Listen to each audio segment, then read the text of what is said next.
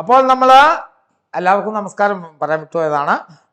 നമുക്കിന്നൊരു രസകരമായ ചാപ്റ്റർ എടുക്കാനുള്ളത്. രസകരം എന്ന് പറഞ്ഞാൽ കുറച്ച് ബുദ്ധിമുട്ടുള്ള രസകരമായ ഒരു ചാപ്റ്ററാണ്. കവിതയാണ്. കവിതയുടെ പേര് വിശ്വം ദീപമയം എന്നാണ്, അല്ലെ? വിശ്വം ദീപമയം, ലോകം പ്രകാശം നിറഞ്ഞത്, അതാണ് വാക്കിനർത്ഥം.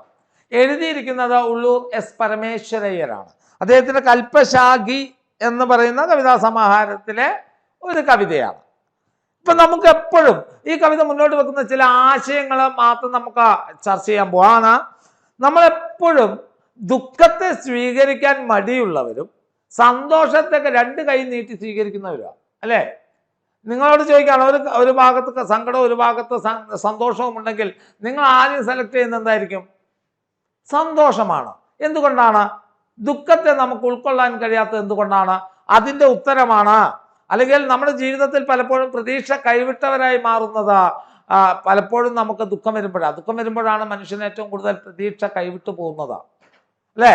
ഇപ്പം പഠിക്കുന്ന സമയത്താണെങ്കിൽ നമുക്കൊരു A+ പോയി കഴിഞ്ഞാൽ ദുഃഖമാണ്. മുഴുവൻ A+ കിട്ടിയാലേ മനുഷ്യ സന്തോഷമുള്ളൂ.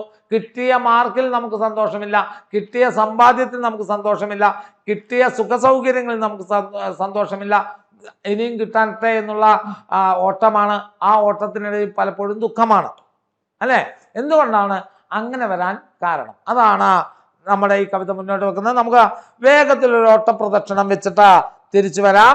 നോക്കൂ നിങ്ങൾ, ഉള്ളൂരിന്റെ കൽപ്പശാഖി എന്ന കവിതാ സമാഹാരത്തിലെ കവിതയാണ് വിശ്വം ദീപമായി, ലോകത്തെ എങ്ങനെ പ്രകാശമുള്ളതാക്കാം. മാലുള്ളതാണീ മഹിയെന്നു വെച്ചു മാഴുകുന്നതെന്തിനു മനുഷ്യരെ നാം, തൻ സൃഷ്ടിയിൽ പെട്ടൊരതിന്നു മീശൻ സ്ഥാനത്തെ നൽകേണ്ടതു ധർമ്മമല്ലേ. മാലുള്ളതാണ് മഹി എന്ന് വെച്ച്, ദുഃഖം നിറഞ്ഞതാണ് ഭൂമി എന്ന് കരുതി നാം എന്തിനാണ് വേദനിക്കുന്നത് പ്രിയമുള്ളവരെ?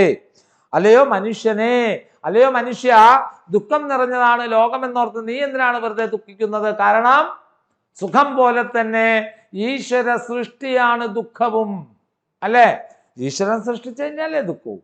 അപ്പൊ അതിനെ സ്വീകരിക്കാൻ എന്തുകൊണ്ടാണ് നീ മടി കാണിക്കുന്നത്? രണ്ടിനും തുല്യ സ്ഥാനം നൽകേണ്ടത് ധർമ്മമല്ലേ? നമുക്ക് സുഖവും ദുഃഖവും രണ്ടും ഈശ്വരൻ തന്നതാണെങ്കിൽ രണ്ടിനും നമ്മൾ സ്വീകരിക്കണ്ടേ? അതല്ലേ അതിൻ്റെ നീതിശാസ്ത്രം. അതാണ് ഇവിടെ പറയുന്നത്. ദുഃഖം നിറഞ്ഞാണ് ഭൂമി എന്ന് കരുതി എപ്പോഴും ദുഃഖിച്ചിരിക്കുന്ന എന്തിനാണ്? ദുഃഖം പോലെ സുഖം പോലെ തന്നെ ഈശ്വര സൃഷ്ടിയായ ദുഃഖത്തിനും തുല്യ പ്രാധാന്യം കൊടുക്കേണ്ടത് ധർമ്മമല്ലേ?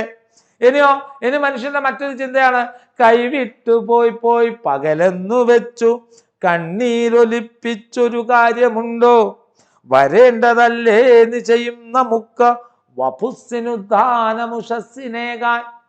ഇനി എല്ലാവരും പറയോ പകല് കഴിഞ്ഞു പോയേ, രാത്രി വന്നേ എന്നൊക്കെ പറഞ്ഞ് നമ്മൾ കരയും. പകല് പോയെന്നോർത്ത് നമ്മൾ ദുഃഖിക്കേണ്ടത് എന്തിനാ? വരേണ്ടതല്ലേ നിശ്ചയം നമുക്ക്, രാത്രി നമുക്ക് വരേണ്ടതല്ലേ? രാത്രി വന്നാൽ മാത്രമേ ഉറങ്ങി പിറ്റേന്ന് രാവിലെ പ്രഭാതത്തിൽ നമുക്ക് ഉന്മേഷത്തോടു കൂടി ഉണരാൻ സാധിക്കണമെങ്കിൽ രാത്രി വരണ്ടേ? അതാണ് ഇവിടെ പറയുന്നത്. പകല് കൈവിട്ടു പോയെന്നോർത്ത് നിങ്ങൾ ദുഃഖിക്കരുത്, രാത്രി നമുക്ക് വരേണ്ടതാണ്. എന്നാൽ മാത്രമേ പിറ്റേന്ന് പ്രഭാതത്തിൽ വീണ്ടും നമ്മുടെ ശരീരത്തെ ഉണർവോടുകൂടി കൊണ്ടുവരാൻ സാധിക്കുകയുള്ളൂ. അതുപോലെ തന്നെ ഇനി അഥവാ രാത്രി വന്നു എന്ന് കരുതാം, നമ്മൾ എന്തിനാ പേടിക്കണേ? ഇനൻ പൊലിഞ്ഞാലുടു പങ്ക്തി കൊണ്ട് ഇരുട്ടു തൽക്കാലം അകറ്റും ഈശൻ, ഇല്ലേ? സൂര്യൻ അസ്തമിച്ചു കഴിഞ്ഞാൽ നക്ഷത്രങ്ങളില്ലേ, ചന്ദ്രനില്ലേ, അതൊക്കെ കഴിഞ്ഞ് ഇനി അടഞ്ഞ കണ്ണ് നമ്മൾ തുറന്നിടും മുൻപ്, നമ്മളൊന്ന് ഉറങ്ങി എഴുന്നേൽക്കുന്നതിന് മുമ്പ് തന്നെ സൂര്യനാകുന്ന പ്രകാശത്തെ അവിടെ തന്നെ കൊളുത്തി വെക്കുന്നില്ലേ, ഇല്ലേ? നമ്മളൊക്കെ എണീക്കുന്ന സമയത്ത്. ഇനി രാത്രിയിൽ ഇരുട്ടുകൊണ്ട് ആളുകൾ തമ്മിൽ മുട്ടി മരിച്ചുപോയ ചരിത്രമുണ്ടോ? എവിടെയെങ്കിലും ഉണ്ടോ? അത്രമാത്രം വലിയ ഇരുട്ടുണ്ടോ നമുക്ക്? അപ്പോൾ സൂര്യൻ പോയി കഴിഞ്ഞാൽ നമ്മൾ വേദനിക്കേണ്ടതില്ല. കാരണം പകരം പ്രകാശം ദൈവം തന്നെ എന്ത് ചെയ്തിട്ടുണ്ട്? തയ്യാറാക്കി വെച്ചിട്ടുണ്ട്, അല്ലേ? ഇനിയോ ദൈവത്തിനറിയാം എന്ത് ചെയ്യണം എന്നുള്ളത്. ദൈവത്തിന് വ്യക്തമായ ധാരണകൾ ഉണ്ടെന്നാണ് കവി പറയുന്നത്. കാരണം വേലയ്ക്കു ദീപപ്രഭ ഇത്ര വേണം, അത്ര വേണം, ജോലി ചെയ്യാൻ പ്രകാശം വേണം. അതുകൊണ്ടാണ് പകലിനെ നീട്ടിക്കൊടുത്തത്. വിശ്രമിക്കാൻ വെളിച്ചം കുറച്ച് മതി. അതുകൊണ്ടാണ് രാത്രിയെ സൃഷ്ടിച്ചത്. മനുഷ്യന്റെ ആഗ്രഹങ്ങൾ അറിഞ്ഞു ചെയ്യുന്നവനാണ് ആരാ? ഈശ്വരൻ എന്ന് പറയുന്നത്. നമുക്ക് ഇനിയോ സന്ധ്യയായി കഴിഞ്ഞാൽ നോക്കൂ നിങ്ങൾ, വിളക്കു കത്തിപ്പതിന് അന്തിയായാൽ മിന്നാമിനുങ്ങ് പോലും ത്വരയാർന്ന് നിൽക്കുന്നു. നിങ്ങൾ മിന്നാമിനുങ്ങിനെ കണ്ടിട്ടുണ്ടോ? മിന്നാമിനുങ്ങുമായി ബന്ധപ്പെട്ട് എത്ര പാട്ടുകളാണ് മലയാളത്തിലുള്ളത് അല്ലേ? രസകരമായ എത്ര പാട്ടുകൾ മിന്നാമിനുങ്ങുമായിട്ട്. എന്താ മിന്നാമിനുങ്ങിന്റെ പ്രത്യേകത? മക്കൾ പറയാം, എന്താ മിന്നാമിനുങ്ങിന്റെ പ്രത്യേകത? അതിന്റെ പിൻഭാഗം പ്രകാശിക്കും, പിന്നിലാ പ്രകാശിക്കുക. പിന്നിൽ പ്രകാശിച്ചിട്ട് ആ ജീവിക്ക് എന്തെങ്കിലും ഉപകാരമുണ്ടോ? മിന്നാമിനുങ്ങിന്റെ പിൻഭാഗം പ്രകാശിച്ചത് കൊണ്ട് മിന്നാമിനുങ്ങിന് എന്താണ് ഗുണം? അതല്ലെങ്കിൽ ആർക്കാണ് ഗുണം? പിന്നിൽ വരുന്നവന് വഴി കാട്ടുവാൻ സന്ധ്യയാകുമ്പോൾ തന്നെ പ്രകാശിപ്പിച്ചു നിൽക്കുന്ന മിന്നാമിനുങ്ങ് അല്ലേ? ഇത്ര മിന്നാമിനുങ്ങിനൊക്കെ പറയുമ്പോൾ നമുക്ക് മണിച്ചേട്ടന്റെ പാട്ടൊക്കെ നമ്മുടെ ഓർമ്മയിൽ വരില്ലേ? ഏതാ? മിന്നാമിനുങ്ങേ മിന്നും മിനുങ്ങേ എങ്ങോട്ടാണ് തിടുക്കം, നീ തനിച്ചല്ലേ പേടിയാവില്ലേ, കൂട്ടിനു ഞാനും വന്നോട്ടെ അല്ലേ? മിന്നാമിനുങ്ങ എന്ന് പറയുന്നത് തന്നെ നമ്മുടെ ഉള്ളിലൊരു പ്രതീക്ഷയുടെ പ്രകാശമാണ്. അപ്പോൾ ഇരുട്ട് സന്ധ്യയായി കഴിഞ്ഞാൽ തൻ്റെ പിൻഭാഗം പ്രകാശിപ്പിച്ചുകൊണ്ട് മറ്റുള്ളവർക്ക് വെളിച്ചമേകാൻ ഒരു മിന്നാമിനുങ്ങ്, ചെറുപ്രാണിയായ മിന്നാമിനുങ്ങ് പോലും തയ്യാറാകുമ്പോൾ, അല്ലയോ മനുഷ്യ, നിനക്ക് മാത്രമെന്താണ് ഹൃദയത്തിനകത്തുള്ള നന്മയുടെ പ്രകാശം കൊളുത്തി വെക്കാൻ നീ മാത്രം എന്തുകൊണ്ട് മടിക്കുന്നു? നീ സ്വാർത്ഥനായി ഇങ്ങനെ അലഞ്ഞു തിരിഞ്ഞ് സ്വാർത്ഥനായി പണം നേടാൻ വേണ്ടി യാത്ര ചെയ്യുമ്പോൾ മിന്നാമിനുങ്ങിനെ നീ ഒന്ന് കണ്ടുപിടിക്കേ. ഇനി അല്ലെങ്കിലും സ്വതന്ത്രമായ വിവേകം നമ്മുടെ ഉള്ളിലുണ്ടെങ്കിൽ ആകാശത്ത് കത്തുന്ന വിളക്ക് കെട്ടാൽ നമുക്ക് ദുഃഖമാകുമോ? അല്ലേ? ആകാശത്ത് കത്തുന്ന വിളക്ക് കെട്ട് കഴിഞ്ഞാൽ ദുഃഖിക്കുന്നവൻ ആരാണ്? വിവേകമില്ലാത്തവനാണ്. വിവേകമുള്ളവൻ അറിയാം അത് കത്തിക്കഴിഞ്ഞ് വീണ്ടും അത് ഉണ്ടാകുമെന്നൊക്കെ. ആർക്കറിയാം? വിവേകമുള്ളവനാവാം. ഇനി ഉറങ്ങാമെന്ന് വിചാരിച്ചു തന്നെയല്ലേ നമ്മൾ ഉണരാം, പിറ്റേന്ന് രാവിലെ ഉണരാമെന്ന് പ്രതീക്ഷിച്ച് തന്നെയല്ലേ നമ്മൾ എന്തിന് കിടക്കുന്നതാ?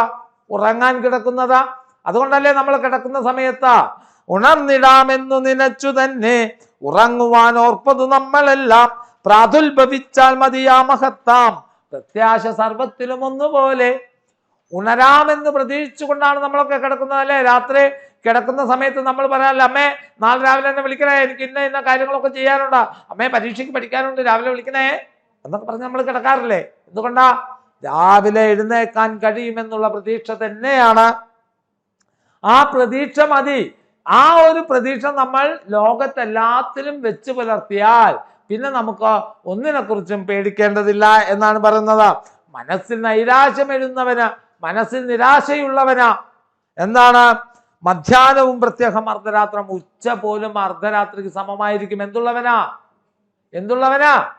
നിരാശയുള്ളവന്. എന്നാൽ നല്ലത് മാത്രം പ്രതീക്ഷിക്കുന്നവനോ എന്താണ് നല്ലത് മാത്രം പ്രതീക്ഷിക്കുന്നവനെ സംബന്ധിച്ചിടത്തോളം ഏത് അർദ്ധരാത്രിയും നട്ടുച്ചയ്ക്ക് സമമായിരിക്കും. ഇതാണ് ഈ കവിതയുടെ ആശയം. അപ്പോൾ ഒന്നുകൂടെ നമുക്ക് നോക്കാം എന്തൊക്കെയാണ് നമ്മൾ ചെയ്യേണ്ടത്.